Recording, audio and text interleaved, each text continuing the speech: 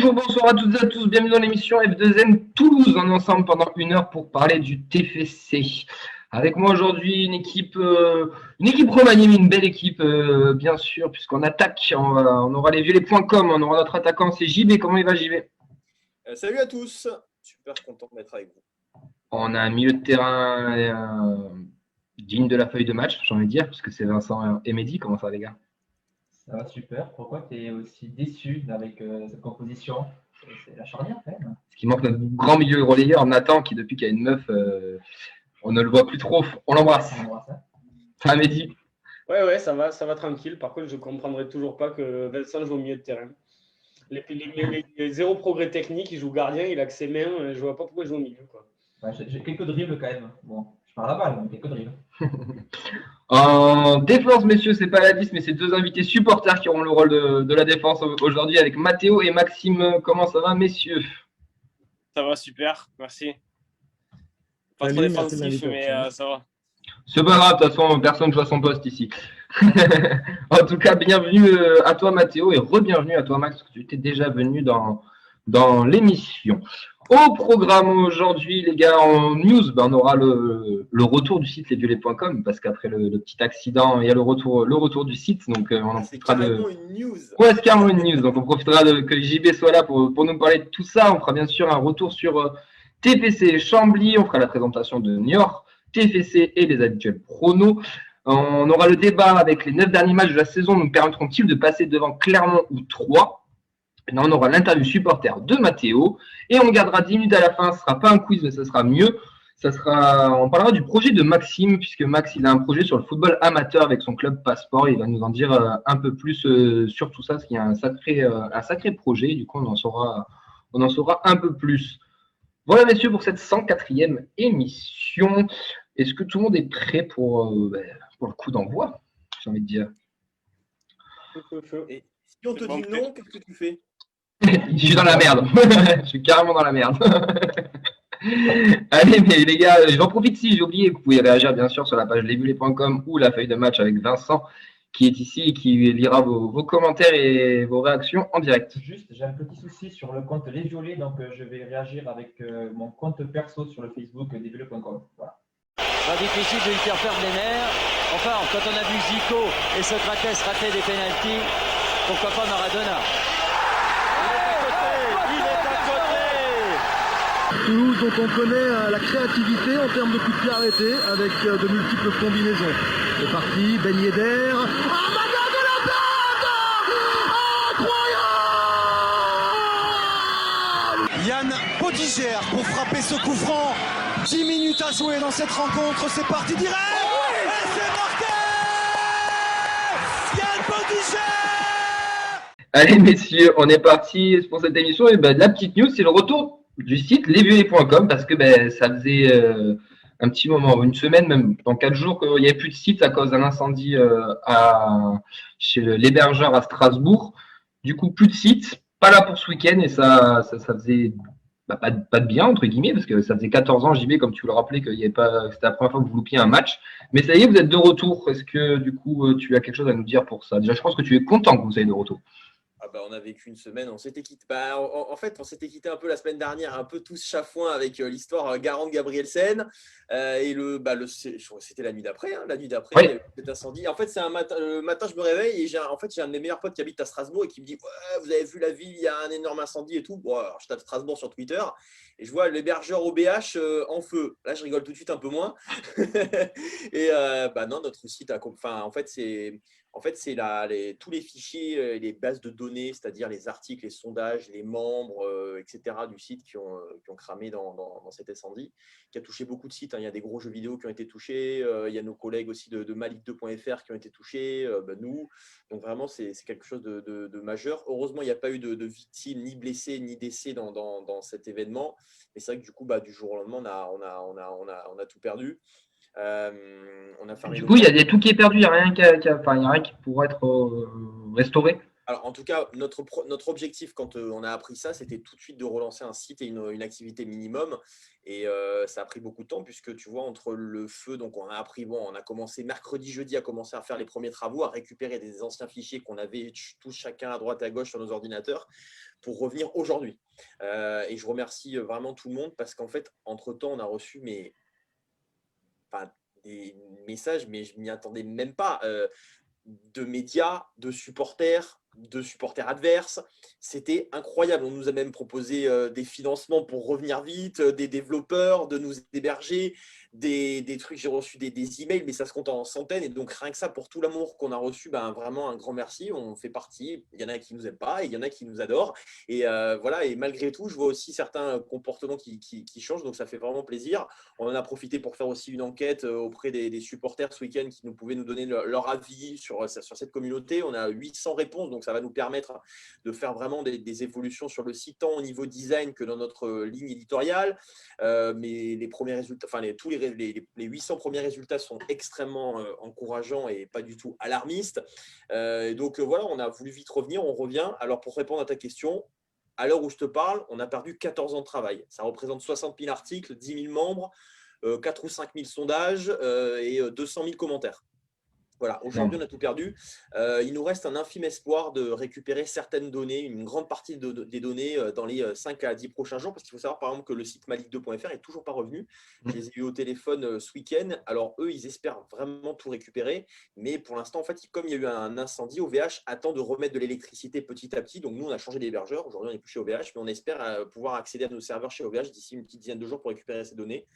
On verra après ce qu'on fait, mais il y a de grandes chances, en tout cas, le site lesviolets.com est de retour, ça fait plaisir. De retour vraiment, je vais regarder les premiers chiffres d'audience tout à l'heure et on voit que les supporters sont tout de suite revenus, donc j'avais peur un peu que chacun perde un petit peu ses habitudes, donc ça fait plaisir. Mais il y a de grandes chances pour que dans les prochaines semaines, il y ait quand même un nouveau lesviolets.com qui pointe le bout de son nez, et on le voit dans les commentaires et dans l'enquête il y a un besoin aussi de nouveautés, même pour nous, on a besoin de tourner la page. C'est un peu comme quand ta maison prend feu, tu n'as pas forcément envie juste de repeindre les murs, tu as peut-être envie de changer de maison, donc on va peut-être faire un nouveau truc, on va voir en tout cas dans les prochaines semaines. En tout cas, ouais, moi j'ai appris vraiment la gravité de la chose pour ta petite minute que tu as fait, la minute, petit passage que tu avais sur Facebook. Je ne m'étais pas rendu compte vraiment de l'importance de cet incendie. Donc, courage à vous, et on espère vite vous retrouver. On vous a retrouvé, mais avec de nouveautés, et on est tous impatients d'y être. Et de toute façon, les lecteurs sont toujours là. Ne t'inquiète pas pour ça. Merci beaucoup, et merci pour tous les messages, parce que comme on est sur notre page, je pense qu'il y en a certains qui nous ont envoyé, mais merci beaucoup pour tous les messages, ça nous a fait vraiment plaisir. On a lu tous les messages, on a répondu à quasiment tous, et on a pris du temps pour répondre, et c'est super, et on est très content de pouvoir revenir, et on a des très très très belles informations qui vont arriver. D'ailleurs, Vincent a remis le lien de l'enquête pour ceux qui n'y ont pas encore répondu. C'est le moment de y aller, si vous voulez encore apporter quelques précision sur tout ça. Pour gagner des matchs, faut être solide. On va peut-être pas mettre la barre. Qui sache mieux défendre, qui ait envie donc de défendre, qui aime défendre. Pour moi, le meilleur, à tous les niveaux, au niveau titre, au niveau façon de jouer. D'aller mettre des tampons. Sébastien Chaval, oui, premier tampon. Vous êtes costaud dans les duels si vous êtes capable d'aller de l'avant. C'est bon, c'est 3 étoiles, c'est un énorme restaurant. Et après on va, à Rennes, je crois. Qu'est-ce que vous faites là-bas? Les meilleures attaques, c'est parce que donc elles ont les meilleures défenses. Quel pied! Ah, quel pied! Oh putain! On va enchaîner, messieurs, avec le retour sur TFC Chambly. Et ce match, du coup, donc cette belle victoire 4-0 de nos violets. Et on en profite aussi d'avoir Max, parce qu'il vient pour son projet, mais il vient aussi pour une double casquette, puisqu'il était le CM du compte du Toulouse Football Club ce week-end, donc il va nous raconter cette expérience aussi. Mais avant, Vincent, il a une petite intro à faire pour une fois sur ce retour. Oui, je voulais vous raconter, vous avez vu sur les réseaux sûrement, la mésaventure qui est arrivée à Chambly sur le retour du stadium. C'est Maxime Malordi, le community manager de Chambly, qui partage justement sur les réseaux. Ça a très mal commencé. Bon, déjà, le prix 4-0, c'est jamais agréable. Mais en partant sur la route de Chambly, ils sont tombés en panne concrètement avant Orléans, donc à 4h40 du matin. ils ont attendu 4 heures qu'un bus de dépannage arrive pour les poser à Orléans, où ils attendaient justement le bus de remplacement venu de l'Oise. Ils ont donc fait 3 bus, 13 heures de route pour faire Toulouse-Chambly. Et cerise sur le gâteau, puisque Maxime partage ensuite sur Twitter que le compte Twitter officiel du championnat national s'était abonné à lui. Merci Vincent. Bon, en tout cas, c'est vrai qu'ils ont vécu une sale week-end, ces joueurs de Chambly. Max, bah, écoute, déjà, avant qu'on s'attaque sur le sportif, on va faire de l'extra sportif. Comment s'est déroulée cette soirée avec en ayant pris le lead du compte Toulouse Football Club. Putain, je vais y arriver. Alors honnêtement, très bonne. Franchement, j'ai passé une super soirée. L'idée, je ne sais pas si tout le monde est au courant, en fait, il y avait eu un tirage au sort où on pouvait devenir un peu le community manager le temps d'une soirée, le temps du match de TFC Chambly. Et du coup, j'ai été tiré au sort. Je crois qu'il y avait beaucoup de candidats. Il y avait quoi, 1300, 1400 candidats, ils ont eu, si ma mémoire est bonne.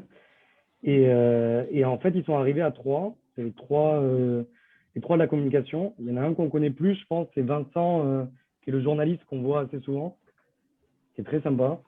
Et ensuite, il y avait Régis, qui était le community manager, et Roscar, une dernière personne qui est stagiaire au TFC.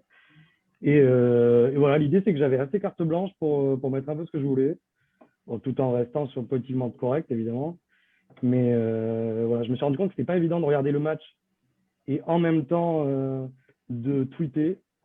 Je ne sais pas comment ils font au quotidien pour voir le match et enfin, pour suivre l'actualité sportive et en même temps tweeter. La demande à Vincent.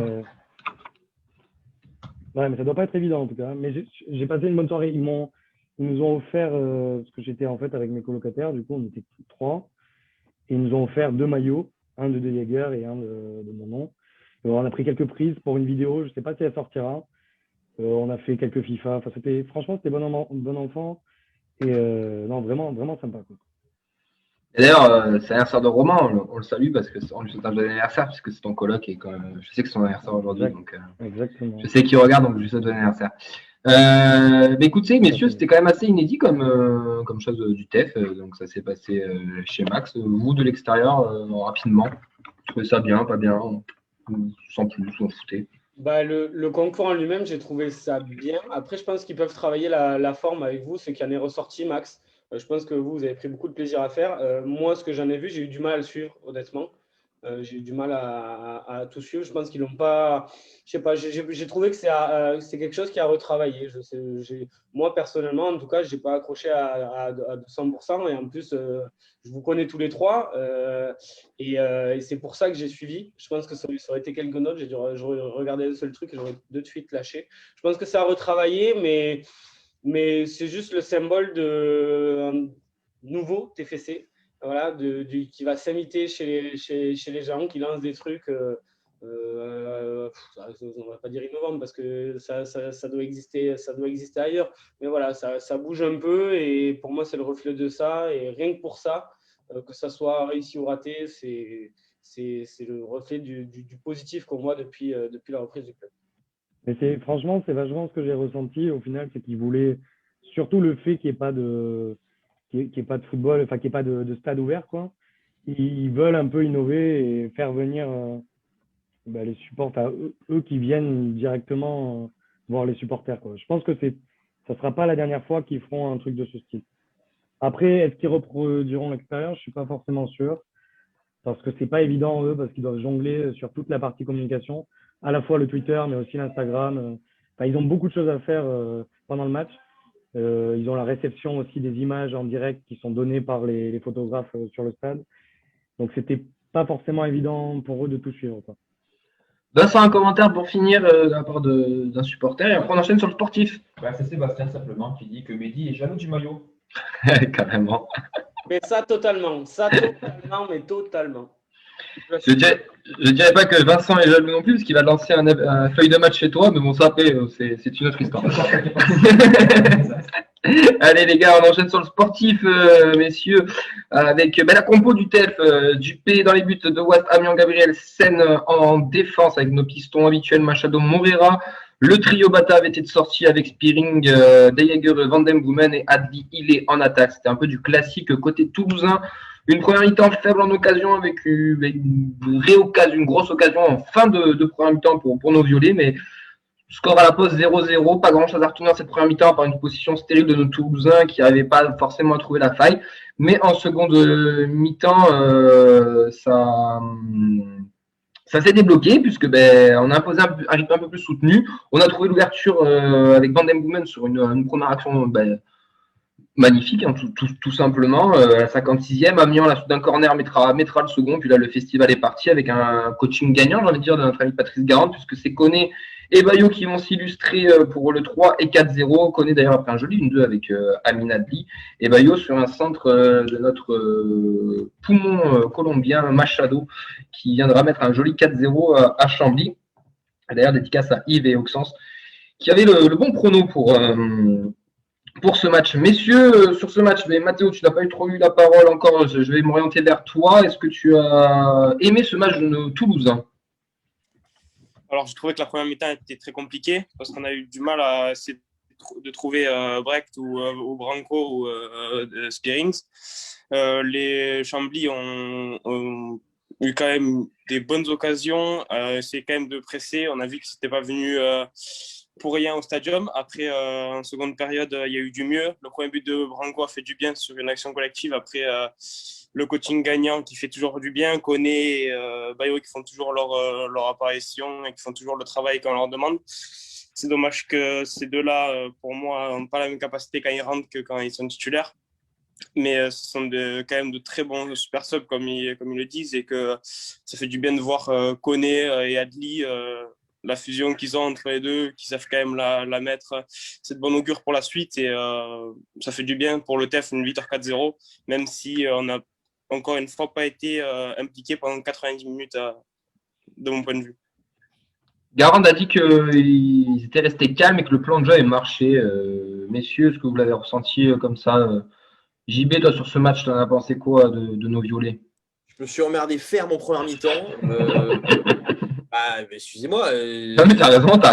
Je me suis emmerdé en première mi-temps. J'ai revu la première mi-temps de Rodez, j'ai revu certaines bribes de match contre Valenciennes et je me suis dit, oula, faut dire aussi que Chambly a rien fait. Ils ont mis le bus, ils ont mis un double bus, voilà, et puis ils se contentaient de faire ça. On n'a pas du tout été mis en danger par Chambly, ni en première ni en deuxième mi-temps. Mais on s'est dit, il faut faire attention. On ne sait jamais sur un coup de pied arrêté, un corner, un coup franc de loin, on peut prendre une vieille tête et on peut se mettre en difficulté. Mais très déçu de la première mi-temps. Alors j'étais un peu étonné que Garande, en conférence de presse, ait plutôt dit qu'il avait bien aimé la première mi-temps. C'est assez surprenant parce que je ne trouve pas qu'on ait eu tant d'occasions que ça en première mi-temps et pas tant d'actions, pas tant de situations, pas tant de mouvements, donc assez bizarre. Et dans ce match-là, ce qui va compter, c'est quand on va faire sauter le verrou. On a fait sauter le verrou et derrière, on a complètement déroulé et on a vu bien sûr, on a vu un joli TFC en seconde période avec des jolis buts, des jolies actions qui doivent nous donner encore plus de confiance. Après, on a fait le taf. Je veux dire, si on perdait, enfin, si on ne gagnait pas contre Chambly, on jouait pas le maintien, c'est l'habitude. On jouait pas la montée. Très honnêtement, Chambly, c'est moins fort qu'Aubagne. Hein. Sur ce match-là, c'était quand même, on a affronté une équipe de National, voire National 2. Donc, bravo pour la seconde mi-temps, mais attention, on doit quand même apprendre de nos erreurs, notamment en première mi-temps, parce qu'on affronte des équipes qui sont plutôt en forme. Là, il va y avoir Nancy qui va arriver. On se déplace à Niort, on est moins à l'aise à l'extérieur ces derniers. Pas le débat. Comment? Pas le débat.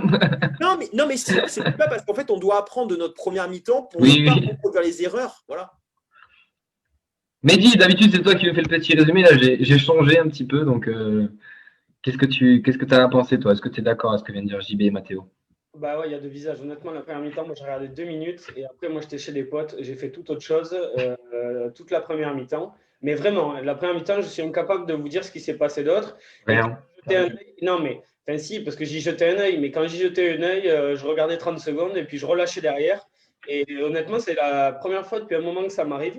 Voilà. Et puis tout le contraire en deuxième mi-temps, où j'étais un peu scotché devant l'écran et ouais, où c'était hyper agréable. On a retrouvé notre jeu avec nos pistons qui déboulent de partout, de Jagereux, Van Den Boomen qui rayonne.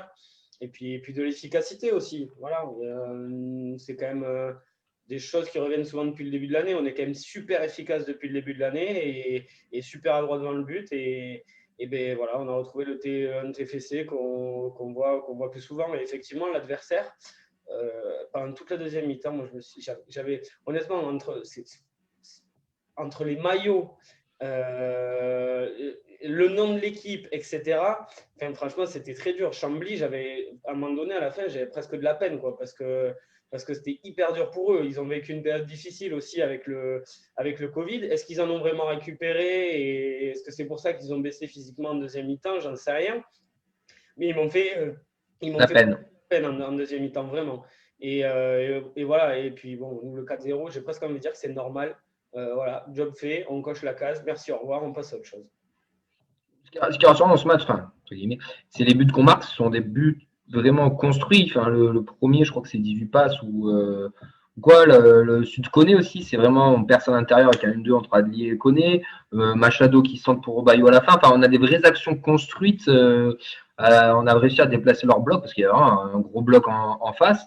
Et c'était vraiment, vraiment intéressant. Et de marquer comme ça, je trouve qu'on s'en sort bien au final. Que si on aurait gagné sur un vulgaire coup de pied arrêté, un penalty ou quoi, là, quand même, en deuxième mi-temps, on a su élever notre niveau de jeu. En première mi-temps, on est passé à côté. OK. La deuxième, on a élevé notre niveau de jeu, on a mis plus de rythme, plus de mouvement, et ça a payé. On a vu 4 jolis buts en plus. Enfin, c'est ce que j'allais dire. Ce qu'on peut ressortir juste de ça, c'est que sur les 4 buts, on voit quelque chose d'agréable. Ouais. Il n'y a pas de cafouillage, de trucs comme ça. C'est ça. Il y a un gros redoublement avec le débordement de Macha, la belle passe de Bibiche, voilà, la frappe de Van den Boomen. Le but d'Amiens, c'est un geste technique, on ne savait pas qu'il en était capable. Devant le gardien, ça a été super bien joué. Pareil, le déboulé de Machado pour Bayo. Et l'autre but, évidemment, j'ai Koné avec Adli dans l'axe qui combine. C'est le plus beau parce qu'on conserve le ballon pendant pratiquement une minute. Ça tourne un peu à droite à gauche. On trouve un jeu en triangle, puis le 1-2 Koné Adli pour la finition. Honnêtement, et c'est à l'intérieur du jeu en plus. C'est encore. C'est bête, mais c'est compliqué. Ce but-là, le but de Koné, collectivement, il est vraiment, vraiment très beau et c'est des choses qu'on n'avait pas vues depuis des années, quoi. Ouais, non, ça fait quand même plaisir. D'ailleurs, vous regarderez la première occasion en première mi-temps où que Moreira il frappe la pied gauche, il peut décaler, au lieu de frapper, il peut faire la passe à Ilé. Et si on regarde le premier but toulousain, De Jaeger décale Van den Boomen. Peut-être que comme ça vous dit rien, mais regardez les images, mais je trouve que De Jaeger a réussi à faire ce que Moreira n'a pas su faire en première mi-temps. Et c'est là où ça nous débloque tout. Mais bon, ça, c'est du détail. Vos tops, messieurs, qu'est-ce que vous voulez ressortir de ça pour vos tops? On n'a pas dit, mais on revient pas loin, on revient à hauteur de Clermont, même s'ils ont un match en moins. Mais j'y viens sur le débat, ça, t'inquiète. Tout le monde le sait, mais 3 a perdu 5-1, oui, mais c'est du calcul juste sur la journée, quoi. Mais j'y reviens sur le débat. Voilà. Oui, mais je veux dire sur la journée. Vos tops, Vincent, toi, tu as des tops et des flops des gens. J'ai une correction d'abord sur le match. Oui, vas-y. On a Johan qui est d'accord avec JB, la première mi-temps était nulle, que la deuxième c'était vraiment meilleur. Comme souvent, le dernier match, on n'arrive pas à rentrer dans les matchs. On a Thomas qui trouve qu'on est un peu le PSG de la Ligue 2 avec des chances regroupées. On a Bernard qui dit une chose intéressante, on n'a pas parlé encore du coaching de Garant, c'est que Koné et Bayo sont les meilleurs entrants de Ligue 2 pour lui. Donc c'est Bernard justement qu'on a vu la semaine dernière. C'est vrai qu'il y a un bon coaching pour le coup et on a vu 5 changements de Garant. Messieurs, vos tops, du coup? Bon, voilà, pour en sortir un. Bon, Bibiche, évidemment, ça comme d'habitude, comme tous les week-ends. Et après, il y a Mathéo et Maxime qui lèvent la main, donc donnons leur. Je ne l'ai pas vu, excuse-moi. Vas-y, Mathéo. Moi, je voudrais sortir quand même Van den Boomen parce que je ne sais pas comment serait passé le match s'il n'avait pas débloqué la situation. Parce qu'on a vu que avec la dernière occasion de Moreira où ça combine bien avec Bibiche, c'est compliqué ça avait été compliqué de trouver la faille. Je pense que Van den Boomen nous débloque le match et fait qu'après, ça se passe mieux. Après, on a vu qu'on ne joue plus libéré. Donc, je pense que je mettrai Van den Boomen en top ce soir. Samedi, parce que c'est celui qui nous a débloqué le match pour moi. Max? Ouais, je pensais à quelque chose. On a tendance à dire souvent qu'on a un calendrier facile parce qu'on va jouer des équipes qui seront moins bien classées.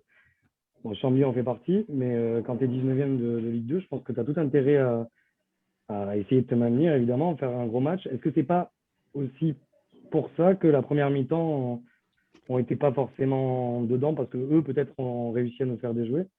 Je pense qu'on a tendance à dire que le calendrier va être facile, mais finalement, quand on joue des équipes qui doivent se maintenir, je suis pas sûr que ce soit le plus facile. Voilà. Et sur les tops, Machado quand même. Il fait 2 passes d'ess. Non, 1, 2, je ne sais plus. Mais bon, c'est déboulé sur le côté. Moi qui pouvais parfois avoir des doutes tout au long de la saison, il marche physiquement sur tous les latéraux qu'il a en face de lui. Sur tout le monde. Et ça arrive tous les week-ends. Autant Moreira, il prend le dessus souvent. Mais alors Machado, c'est tout le temps pratiquement. Voilà. Tout le monde a pris des vents en Ligue 2, Machado. Je pense qu'ils connaissent tous le numéro de Machado en Ligue 2. Ouais, c'est pas faux, c'est pas faux. Ouais. Il y a les rentrants aussi, Manu Koné qui fait une bonne rentrée aussi. Moi, j'ai envie de mettre en avant le coaching de Garand, parce que mine de rien, pour une fois, il nous fait 5 changements. Et en plus, il y en a 2 qui rentrent et 2 qui marquent. Et il a reposé 5 minutes ses pistons aussi.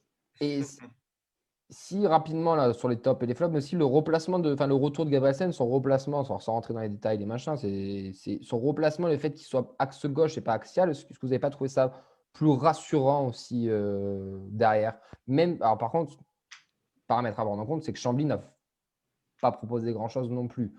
Mais je l'ai trouvé plus intéressant et plus à l'aise. Est-ce que vous êtes d'accord avec ça? On a un joueur qui est très à l'aise dans l'axe de la défense. Et enfin, il y en a un qui est à l'aise à ce poste-là, qui gère tout, qui coupe les trajectoires, qui sur les passes courtes est plutôt à l'aise. Quand c'est un peu long de voir s'il y a un peu de mal. Mais voilà, il n'est peut-être pas hyper rapide, mais il a une bonne lecture des trajectoires et ça stabilise toute la défense. Et je pense que ça rassure tout le monde aussi. Et que Gabrielsen est plus à l'aise sur un côté. Donc forcément c'est mieux pour lui aussi. Mais j'ai l'impression qu'on peut maintenant, sur ce poste-là, on peut mettre Pierre-Paul ou Jacques avec Amiens et De Wast à côté. Sur des matchs comme ça tiendra la baraque, quoi. Sur des plus gros matchs, je ne sais pas. Mais sur ces matchs-là, ça passera, quoi. Les flops, ou on passe direct à la suivante? Parce que des flops sur une victoire 4-0, c'est compliqué, non? Il y en a un qui vous a quand même déçu, que vous avez trouvé qu'il a manqué un peu peut-être de rythme? Moi, je vous pose le débat aujourd'hui. Est-ce qu'on démarre avec Ricili et on finit avec Vakoun Bayo, ou est-ce qu'on inverse? Oui. Et ça marche comme ça, JB? Pour moi, oui. Non, mais c'est un vrai débat. En fait, on sait qu'on a 2 attaquants qui peuvent marquer à tout moment. Vakoun rentre, à chaque fois, il marque. Quand on le met titulaire, il ne marque pas. CF Valenciennes. Et Ricili, c'est plus compliqué ces dernières sorties. Mais est-ce que peut-être qu'il est fatigué et que derrière Vakoun profite? Enfin, bon, c'est toujours le débat. Est-ce que… Mais la formule a l'air bonne. Il pèse tellement sur les défenses qu'il aide Bayo à terminer le travail. Pour moi, il y a une complémentarité dans les deux par rapport à leur jeu. Il est quand même sacrément chiant sur l'homme. Et pour en avoir sur le cul pendant 70 minutes, je pense que c'est vraiment relou. Il fatigue vraiment beaucoup les mecs. Et Bayo, sur ces 30 minutes, il met aussi beaucoup d'intensité. Et il peut, avec la fraîcheur, on va dire, marquer un peu plus. Après, peut-être qu'il y a un ego au bout d'un moment qui va rentrer, que Bayo va vouloir peut-être être plus titulaire. Ça, c'est notre histoire, c'est au coach de le gérer. Personnellement, je trouve que cette formule marche bien. Et puis sur les profils, comme tu le dis, il demande un poil plus les ballons dans les pieds, alors que Bayo, quand il arrive en fin de match, contrairement à ce qu'on le disait, à le comparer à Ilias Sanogo, Vakoun Bayo, avec ses grandes jambes, il va assez vite et il fait pas mal d'appels en profondeur. Ce qui fait que quand les lignes se distendent un peu en fin de match, c'est sacrément utile. Et puis, bien sûr, son jeu de tête, de toute façon, aussi est très utile. Donc, la formule pour te répondre, l'inverse, JB, je trouve qu'il est vraiment beaucoup plus mauvais quand il rentre que quand Bayo est titulaire. Je sais pas si tu vois en début de saison, il en super sub, il était bon. Il rentrait, il impactait, il profitait justement de la fatigue des défenseurs pour provoquer des pénaltys. Il avait provoqué 1 ou 2 pénaux, il avait marqué 1 ou 2 buts, notamment contre Auxerre. Non, il provoque le péno, mais il marque pas. Je crois qu'il marque que ses buts quand il est titulaire. Bon, peut-être que contre Auxerre, il marque, il rentre en fin de match. Quand il rentre. Ah oui, si, tu as raison, il provoque le péno, il marque, oui, pardon. Mais il marque plus de buts quand il est titulaire. Enfin, moi, je le trouve plus intéressant quand il est titulaire. Plus tranchant. Mais ouais. Messieurs. De choix, ça fait tellement bizarre. On a des choix à faire entre des bons joueurs. Ça fait bizarre. Ouais.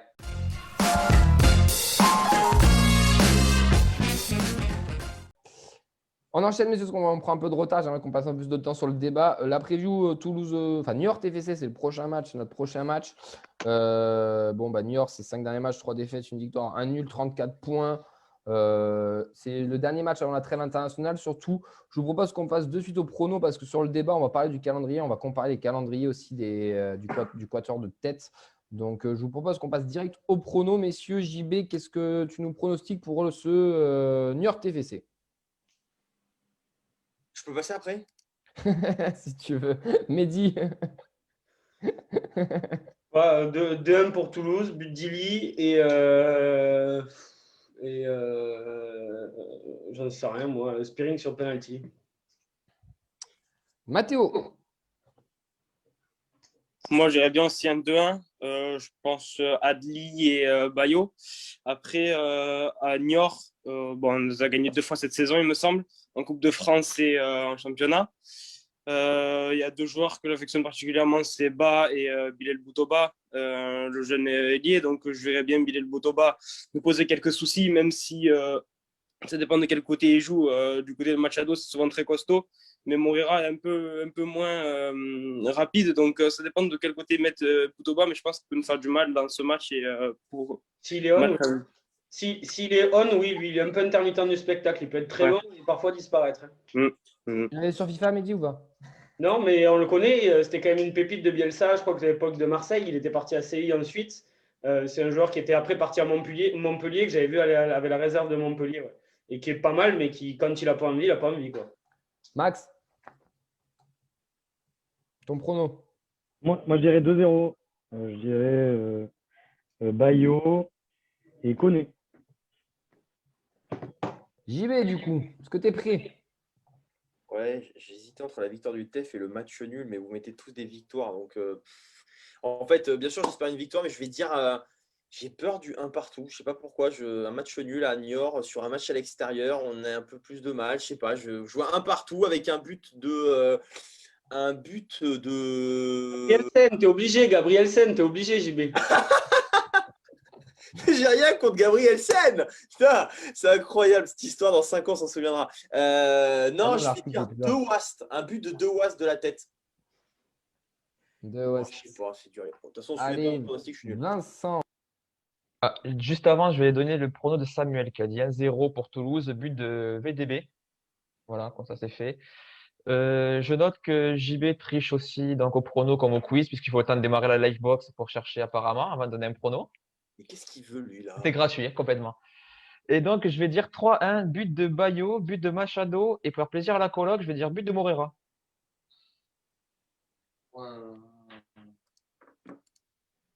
Bayo, Machado. Moi, 0-1. Adli. Donc, c'était des cons. C'était des gros cons. 10 mannequins toulousains sur la pelouse, quoi. J'ai eu au téléphone, il m'a dit fonce au TFC, c'est vraiment c'est une famille. Il y a des joueurs comme Chantôme, comme Jonathan Zibina, ils peuvent t'encadrer. Et puis surtout avec encore plus d'ambition. Tu mens, il ment. Alors on le répète tous les ans, et il y a des saisons où pérenniser, ça passe d'abord par bien défendre. Messieurs, on passe au débat. Et pour ce débat, le sprint final est lancé. Déjà, le titre. Les 9 derniers matchs de la saison nous permettront-ils de passer devant Clermont ou 3? Donc, c'est le sprint final qui est lancé. Il reste 9 matchs, messieurs, avant la fin de la saison. Pour le moment, nous sommes 3e, 55 points. Clermont, 55 points, 2e avec un match de retard. 3, premier, 58 points. Et j'ai ajouté aussi Grenoble, 4e à 53 points, parce que je pense qu'ils ont aussi un petit coup à jouer. Donc, on a la trêve internationale qui se déroule la semaine prochaine déjà. Donc, on va avoir ce match à Niort. Après, on a la trêve internationale. Et là, il restera 8 matchs. Je vous donne notre calendrier déjà pour commencer. Nous, on va se déplacer 5 fois à l'extérieur. On va recevoir 4 fois à domicile. Donc, on va aller à Niort, on va recevoir Nancy, on va aller à Guingamp, on va recevoir Châteauroux, on va aller au Havre, on va recevoir Pau, on va aller au PFC, au Paris FC, on va recevoir Caen et finir à Dunkerque. Pour 3 qui est premier, il y a aussi 5 matchs à l'extérieur et 4 matchs à domicile. Pour Clermont, c'est équilibré parce qu'ils ont un match de retard. C'est 5 matchs à l'extérieur, 5 matchs à domicile.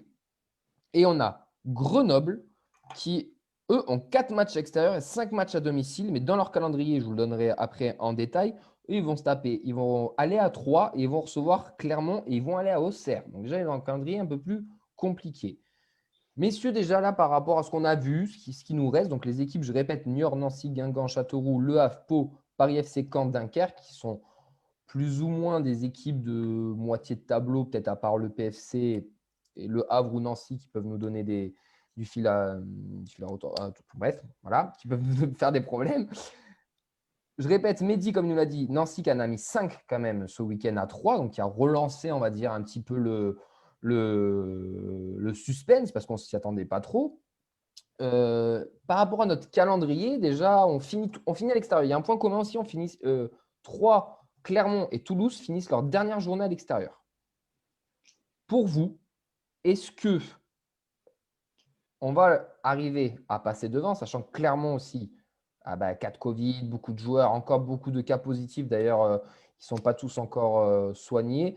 Ça va peut-être peser aussi dans les jambes, dans le moral. Est-ce que pour vous, on va dans ce sprint final faire une Olympique Lyonnais des grandes années, dédicace à toi Mehdi, et remonter tout ça et finir premier ou voire second qui nous donnerait cette fameuse accession directe à la Ligue 1.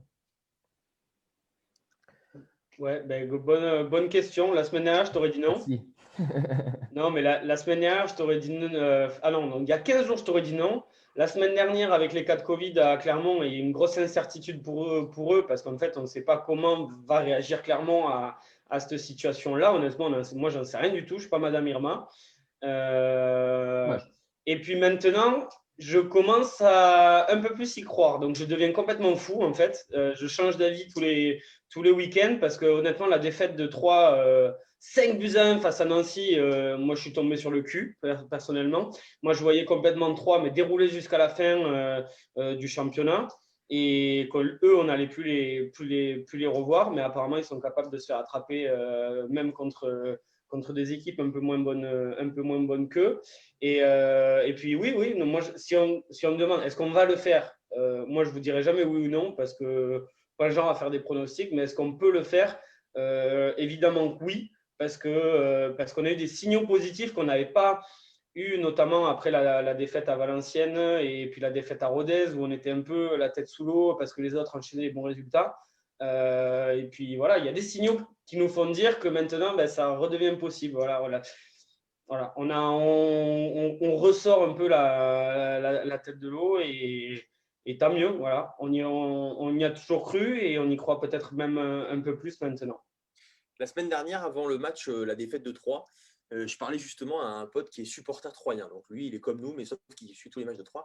Et il me disait, tu sais, depuis 3-4 matchs, on est moins bien. Depuis 3-4 matchs, on est moins bien. Alors oui, on gagne, mais c'est souvent à l'arraché, à la dernière minute, on profite de cartons rouges, etc. Et tu vois, on s'était appelé le lendemain, comme je n'avais pas de site, j'appelais mes potes pour parler de foot, et on parlait de ça. Et donc, tu vois, ça arrive avec cette défaite contre Nancy.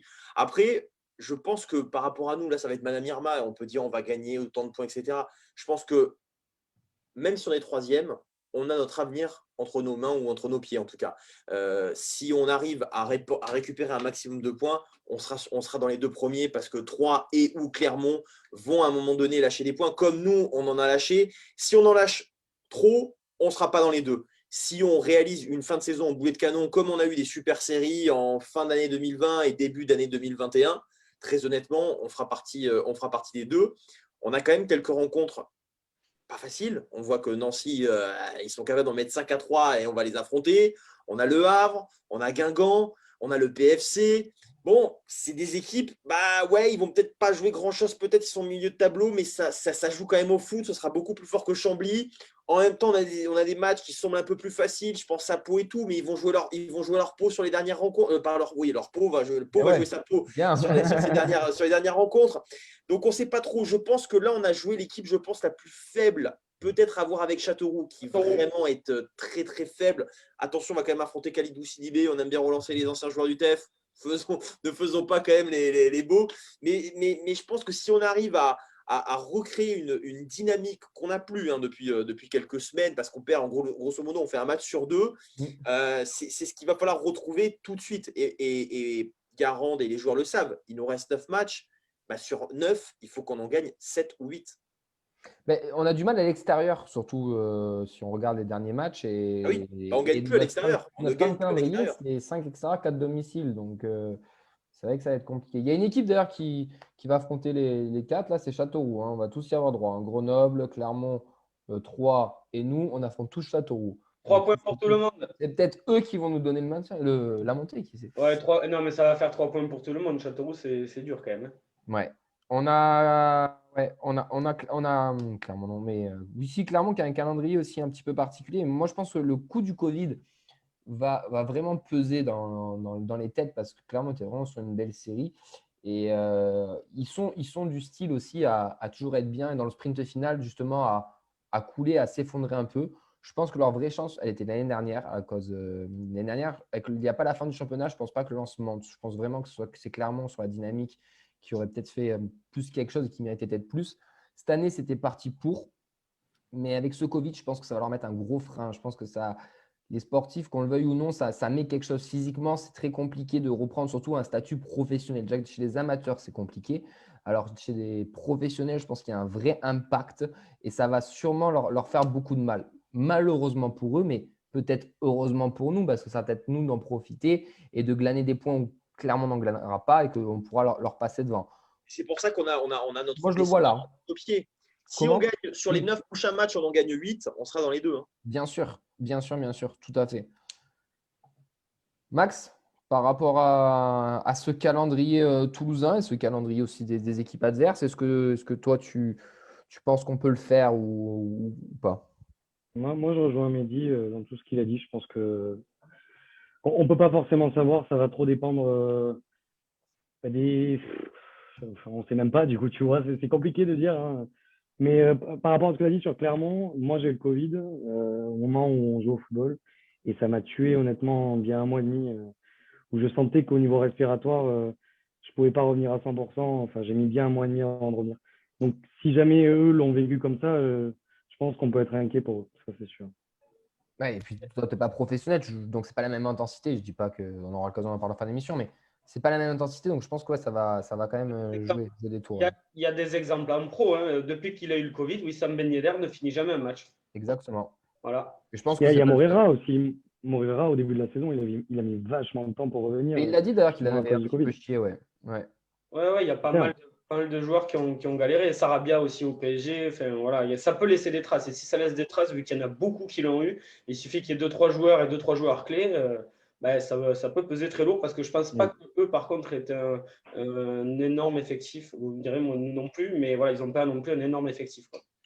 D'ailleurs, ça risque de jouer là-dessus, hein, sur la taille de l'effectif. Je pense sur les 3 équipes, c'est souvent ça. On le voit aussi en Ligue 1 sur les 3 premiers. Ça risque de jouer là-dessus aussi sur la longueur de l'effectif. Vincent, tu avais lancé un sondage et tu as quelques réactions. Oui, alors déjà, on a lancé un sondage sur Instagram. C'était la question du débat.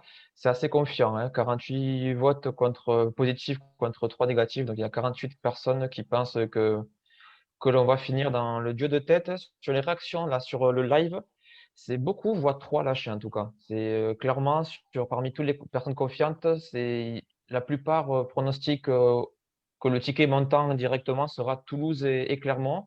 On a Émeric qui fait les Madame Irma, si je peux vous paraphraser. On finit premier avec 1 point d'avance sur Clermont et 3. On a Fabrice. Si on veut rester dans les 3 premiers, on se doit de gagner à l'extérieur à partir de maintenant pour ne pas prendre de retard. On a donc Samuel donc desviolets.com, collectionneur de tomates, qui estime que 3 va lâcher. Flo, s'il n'y a pas d'absence ni suspendu, le TFC peut prétendre à une seconde place au minimum. Et Romain, pour terminer, on a notre destin en main. Il faut gagner tous les matchs car il y a Grenoble derrière aussi. Et justement, c'est là ma question. Mais si on regarde beaucoup devant, mais est-ce qu'on ne devrait pas regarder derrière? Sachant que Grenoble a, pour moi, je pense, le calendrier le plus compliqué parce qu'ils vont au PFC, ils reçoivent Châteauroux, ils reçoivent Caen, ils vont à Dunkerque, ils reçoivent Sochaux, ils vont à Troyes, ils reçoivent Clermont, ils vont à Auxerre et ils reçoivent Rodez. On n'est pas sur le même standing de calendrier. C'est pour ça qu'on n'en parle pas. Voilà, c'est juste parce que ça nous fait moins peur parce que quand on voit le calendrier, on se dit, eux, par contre, les points, ils vont en perdre, ils en ont déjà de retard. Voilà, ils en ont perdu notamment un ce week-end parce qu'ils se font égaliser à la 90e face à Pau quand même. Pau qui est dans une très bonne période et qui d'ailleurs, s'ils sont encore dans cette forme-là, il va peut-être même falloir nous s'en méfier parce qu'ils sont en train de revenir dans la course au maintien alors qu'ils étaient au niveau de Châteauroux. Mais ils ont perdu déjà un point contre Pau qui est mal classé et ils vont jouer que des équipes qui sont pas trop mal classées. Et je pense à aussi des équipes qui sont en forme en cette fin de saison. Rodez en ce moment, c'est peut-être plus chiant de jouer Rodez, vu leur qualité de jeu et toutes les victoires qu'ils arrivent à avoir, que de jouer Auxerre, qui est dans une mauvaise période en ce moment, quoi. Voilà. Mathéo, toi, tu regardes plus vers l'avant ou tu regardes plus derrière avec Grenoble ou tu penses qu'on va y arriver et qu'on va enchaîner les victoires? Plus vers l'avant parce que, comme on a dit, la prestation de ce week-end de Grenoble se fait égaliser à la 90e. Pour une équipe qui monte, ça va être compliqué pour eux parce que s'ils n'arrivent pas à tenir une équipe comme Pau 90 minutes, ça va être compliqué pour Clermont, pour Auxerre, pour tout ce qui va arriver après. Après, moi, ce que j'ai un peu peur, c'est du match justement qu'on va jouer ce week-end. On a déjà fait un match avant la trêve contre Valenciennes. Un match très compliqué où on a perdu 5-4 à ne pas reproduire parce que là, pour le coup, si on perd avant la trêve, ça nous met un coup et les joueurs, déjà, ils auront un coup au moral. Plus, il nous restera 8 matchs pour rattraper, en sachant qu'à l'extérieur, on n'est pas au top en ce moment. Donc, il va falloir se relancer d'entrée. Il va falloir gagner absolument ce match contre Niort parce que je pense qu'il va être décisif. Déjà, clairement, ils vont avoir du mal. Et 3, j'ai regardé aussi un petit peu sur leur page Instagram, tout ça, je vois des gens des fans de 3 qui disent qu'en ce moment, ils ne sont pas bien, ils sont moins bien qu'avant et que s'ils gagnaient, pour l'instant, c'était grâce au carton rouge et que le jeu n'est pas trop lent en ce moment à 3. Donc, moi, je pense Clermont, Toulouse aussi, directement un billet pour la montée. Il y a quand même un truc ça n'a pas forcément le lien avec le Covid, mais déjà, nous, au TEF, on a été touchés par le Covid l'été dernier, beaucoup pendant les matchs amicaux. Donc déjà, ça joue pas mal parce que, on ne va pas rentrer dans le débat Covid, mais quand on a été une fois Covid, derrière, on voit qu'on n'a plus été touché quasiment par le Covid de toute la saison. Et il y a quand même quelque chose cette saison qu'on doit souligner, c'est qu'on a très, très peu de blessés. Alors oui, il y a toujours… le dos de Gabrielsen, Ricili qui a raté un petit peu 3-4 matchs en début d'année 2021. Et Saïd, mais en fait, c'est des petites blessures, mais c'est jamais sur le long terme. Il n'y a que Saïd qu'on n'a pas vu de la saison, mais bon, lui, on le savait déjà depuis le mois d'août.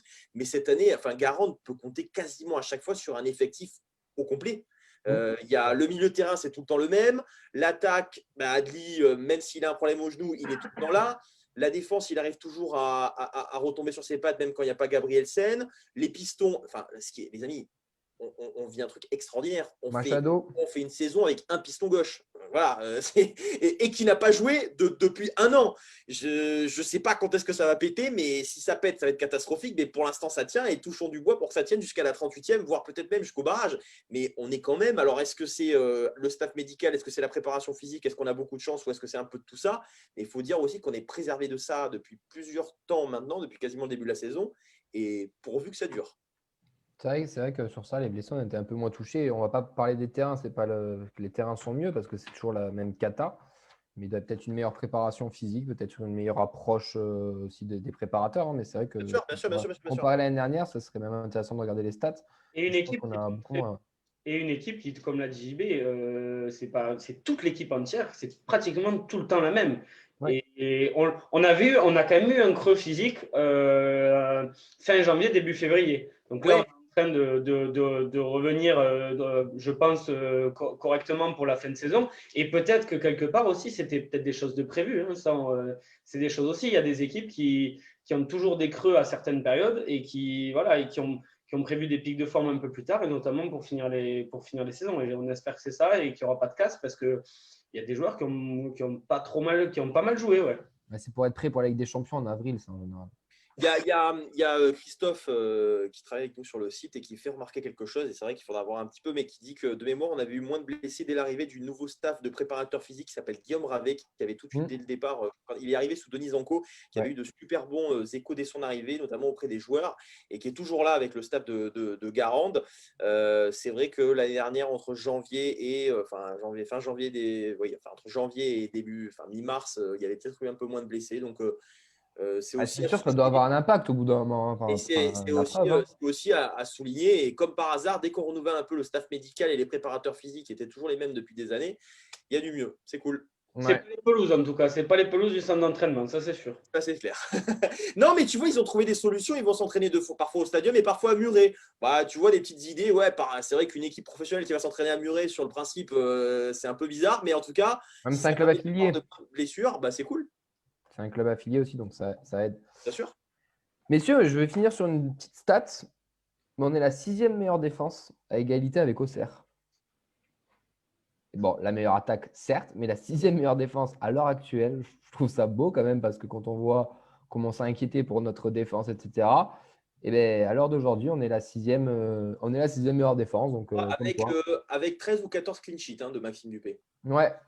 Bah, quand on prend des buts, on ne fait pas semblant par contre. Quand on en prend 5 par 5. On a pris 5 à Valenciennes. Donc... 5 à Grenoble aussi, si je ne dis pas de bêtises. Il faudra peut-être récupérer 1 ou 2 places au classement pour monter. Parce qu'en général, toutes les équipes qui montent sont dans le top 3, top 4 des meilleures défenses. Quoi. Donc, déjà, on est 6e. Petit à petit, il reste 8 journées, Mehdi. Il va falloir grignoter. Allez, on va terminer sur ça. D'ailleurs, Mehdi, tu vas nous quitter. Malheureusement, on t'embrasse. Tu dois aller manger tes pâtes carbo. Mais on te dit à la semaine prochaine, mon cher Mehdi. Mehdi, il y a quelqu'un qui veut te faire un petit coucou, si tu veux. Qui c'est? Tiens, c'est ton coach. Coach, c'est le coach à passeport. Mehdi, quoi. Il va le coach? Mais ça va ou quoi? Eh ben ouais, tout va bien. T'as pas vu? Tu devais venir dimanche, là. Je serai là, vous inquiétez pas. Sur le terrain, j'ai appris beaucoup de biches ces derniers temps, des Jagereux, donc je vais revenir. D'habitude, on a Iggy Pop et Achille Emana qui se parlent, et là, on a Mehdi et son coach. Alors, putain, on vit des merveilleux moments quand même. C'est lui qui a fait de toi l'homme médiocre que tu es? Pardon pour ça, je m'en vais. Prends ta retraite, ouais. Allez, ciao Mehdi.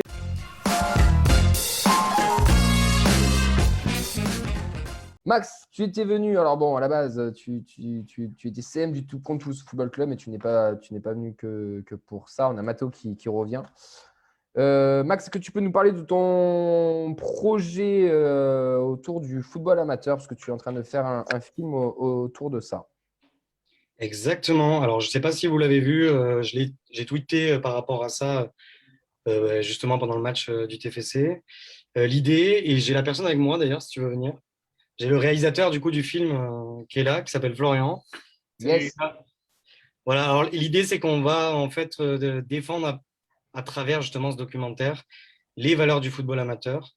Ce que je dis souvent, c'est pourquoi en fait tous les joueurs de Passeport se lèvent le matin, vont au boulot et le soir ils viennent tous ensemble jouer au football pour 0 €.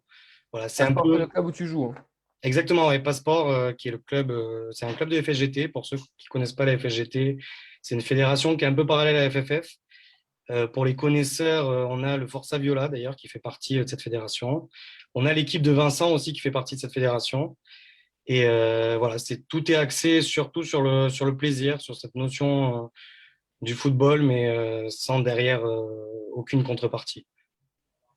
Voilà, et l'idée, c'est qu'on est soutenu quand même par des gros organismes comme le Comité olympique, le CNOSF, et la fédération. Donc, je vous mettrai en chat, ou je ne sais pas où exactement, en commentaire, le teaser, parce qu'on a sorti un teaser sur notre propre définition du football amateur. Ouais, d'ailleurs, nous, la fin de match, on avait commenté un quart de finale de Coupe de France. C'est une équipe marseillaise qui s'était soldée malheureusement par une défaite. Mais c'est vrai que le projet est cool. Alors, c'est un peu hors TFC, tout ça, mais ça touche le football toulousain. C'est quand même assez chouette de vous lancer dans tout ça. Donc, qu'on résume un peu, c'est vraiment une sorte de documentaire, on va dire, sur le foot amateur d'une équipe toulousaine, quoi. C'est ça, on montre vraiment, comme je l'ai dit, toutes les valeurs du foot. Pour ceux qui ont fait du foot, vous savez ce que c'est. C'est l'entraînement dans la semaine sous la pluie, c'est ces matchs ponctués après par des pannes de bière, c'est tout ça. Et cette année aussi est assez particulière parce qu'on va parler beaucoup du football pendant le Covid ou de l'arrêt du football pendant le Covid. Et voilà, montrer un peu ce quotidien de ces gens qui ont arrêté de faire du sport dans cette période difficile, quoi. Ouais, et il y en a un bon paquet qui ont arrêté. Mais écoute, c'est un projet super chouette. En tout cas, nous, on te soutient sur ça. Je pense qu'il y a plein de gens qui te soutiennent sur ça. JB, est-ce que tu avais entendu parler de ce projet ou pas du tout? Je l'ai vu sur le Twitter du site du TFC ce week-end. Est-ce que le TEF va vous aider? Est-ce que vous en avez discuté justement ce week-end ou pas du tout? Si, justement, ils se sont posés un peu sur nos canapés de la coloc, du coup, pour regarder un peu le teaser qu'on a fait. Ils sont super intéressés et l'objectif, c'est qu'ils nous soutiennent derrière, surtout sur la communication, parce que ça reste un club toulousain. Et d'ailleurs, dans leurs objectifs, ils veulent sortir une sorte de, je sais pas comment on peut dire ça, une sorte de cellule liée au football amateur, où ils vont aider les clubs de la région. Alors, ils ne sont pas rentrés dans les détails, mais ils ont cet objectif-là de sortir un peu une cellule TFC amateur, si tu veux. D'accord. Par le biais de la fondation, peut-être. Le reportage, il sera disponible où? C'est toute la question. En fonction du contenu, on ira chercher les meilleures plateformes possibles pour pouvoir le diffuser au plus grand nombre. Donc, j'ai pas forcément d'exemple précis. Le problème qu'on a en ce moment, c'est que le Covid. Ouais, avec le Covid, on essaye un peu de contourner un peu le contenu et de voir ce qu'on peut montrer à l'écran pour que ça soit sympa à regarder.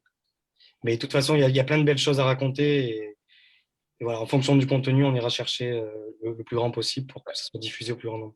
Pour faire simple pour tout le monde, c'était l'idée du film, tu m'arrêtes si je me trompe Max, mais c'est aussi de faire des reportages un peu comme on avait vu sur Sunderland, par exemple sur Netflix, mais par rapport à un club amateur, donc des commentaires de matchs, des matchs filmés, des résumés, des joueurs qui parlent, etc. Et là, malheureusement, avec l'arrêt des compétitions, tout ça devient très problématique.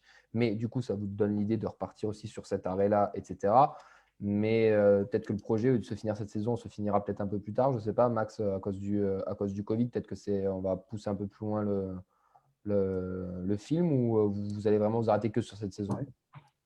C'est justement, du coup, je me permets, j'interviens. Vas-y. C'est justement toute la C'est question. le réalisateur, on va te présenter, c'est toi le réalisateur du documentaire. Voilà. Je m'appelle Florian, voilà, c'est moi qui réalise le film. On a commencé en mai dernier à discuter de ça, donc ça va faire presque un an. Et c'est toute la question, on a un grand débat en ce moment de qu'est-ce qu'on raconte, parce qu'on veut mettre en avant le foot amateur et le foot, mais sans compétition, sans autorisation de s'entraîner, sans contact, etc. C'est difficile de parler du foot sans foot. Donc voilà, pour l'instant, je continue à filmer, je continue à couvrir un peu, être témoin de tout ce qui se passe. Mais c'est sûr que les prochaines semaines, les prochains mois et les prochaines décisions vont être un peu décisives. Quoi qu'il arrive, le film y verra le jour, que ce soit du coup à l'automne prochain ou un peu plus tard. Mais il faut que ça soit représentatif du foot amateur. Donc on reste un peu dans les starting blocks, on attend que ça se débloque.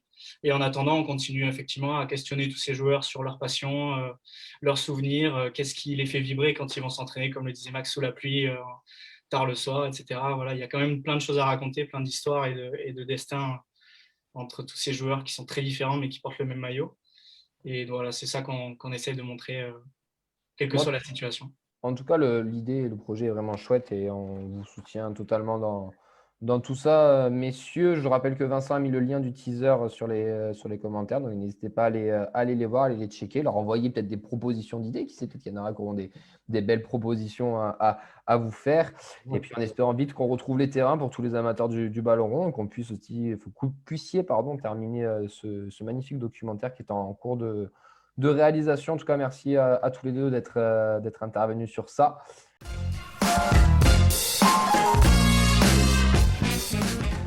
Est-ce que tu es prêt, Mathéo? C'est ton petit moment à toi, rien que pour toi. Déjà, pour commencer, quel âge tu as? J'ai 19. 19 ans. Quel était ton premier match depuis combien de temps tu supportes le TFC? Pardon, excuse-moi. Alors, depuis petit, directement, je me suis plongé dedans, mais on va dire depuis que j'en ai conscience, depuis mes 6 ans, donc ça fait 13 ans. Mon premier match au Stadium, c'était Toulouse RC Lens. J'avais été invité par Jean-Daniel Akpa Pro, qui jouait à l'époque. Et voilà.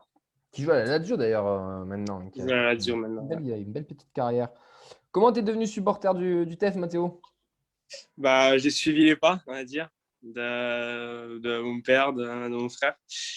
Et voilà, après on allait en stadium. Après, c'était encore les bons moments quand j'y allais. C'était les moments où on gagnait encore un peu, quand on était un peu après la Ligue des Champions quand même.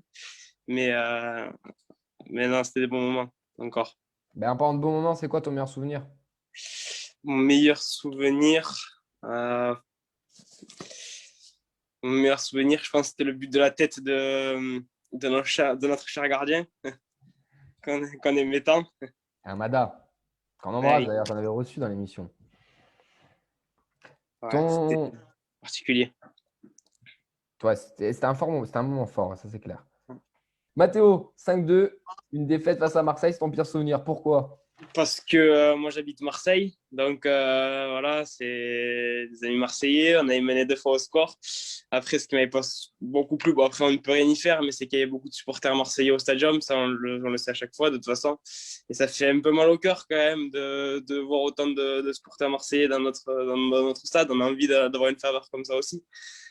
Donc voilà, c'était un match que je voulais oublier au plus vite, on va dire. Ça revient souvent les tous Marseille en mauvais souvenir, je te rassure. Il y en a d'autres, mais dans le sportif, c'est souvent celui qui revient un peu plus souvent. Un joueur emblématique qui t'a fait rêver, Mathéo, toute génération confondue? Je vais mettre. J'avais Trero et Regatin que j'aimais bien du TEF. Trero parce qu'il avait une vision de jeu à Toulouse comme je pense qu'on n'en a pas eu beaucoup, de ma génération en tout cas, je n'en ai pas vu beaucoup, je n'ai pas vu du moins, par Trero. Et Regatin parce que voilà, il venait de Toulouse et il était quand même mis pas mal en valeur et il faisait quand même ses matchs et il se battait beaucoup pour le club, donc voilà, c'est les deux joueurs que je ressors. Et si tu devais incarner un joueur du TEF actuel ou de l'histoire du TFC, ça serait qui pour finir? Je vais dire actuel. Moi, pour l'instant, je suis un grand fan de Machado. Cette année, notre poumon, il en a, je ne sais pas combien il en a des poumons, mais beaucoup trop. Mais beaucoup trop, c'est ça. Donc du coup, Machado.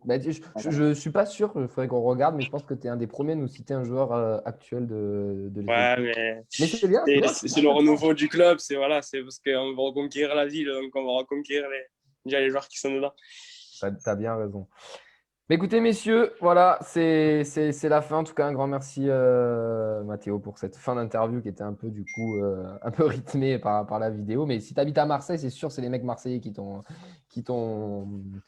censuré, ça c'est clair. Ouais, c'est ça. Un grand merci à toi, Mathéo. En tout cas, j'espère que tu auras passé un bon moment. Tu reviens, bien entendu, quand tu veux. Max, merci à toi aussi d'être venu, nous avoir parlé du coup de ton expérience avec le thème et surtout de ton projet du documentaire sur le foot amateur. Nous, on relayera tout ça, bien entendu, dès que ça sortira ou dès qu'il y aura des infos, tu peux compter sur nous. En tout cas, merci d'être passé pour nous avoir parlé de ce beau projet. JB, à la semaine prochaine. Merci à toi aussi. Vite retrouver tous les articles de lesviolets.com. On embrasse tous les camarades du site, Samuel, Anthony, Emmanuel et tous les autres qu'on ne connaît pas, bien sûr. Vincent, merci à toi aussi, même si tu prépares la feuille de match chez toi avec les pizzas et les bières pour faire sur Twitter. Mais bon, ça sera sûrement chez moi parce qu'il n'y aura pas beaucoup de gens qui participeront, mais c'est pas grave. Messieurs, on vous dit à la semaine prochaine. On retrouve toute l'émission, bien sûr, demain sur YouTube, en replay. Et puis à la semaine prochaine sur lesviolets.com et la feuille de match. Et un bisou à la 10. Rapidement, j'ai un truc à dire. Je voulais te remercier, Camille, parce que ce genre de projets, on peut les mettre en avant grâce à ce genre d'émission et on te remercie pour ça.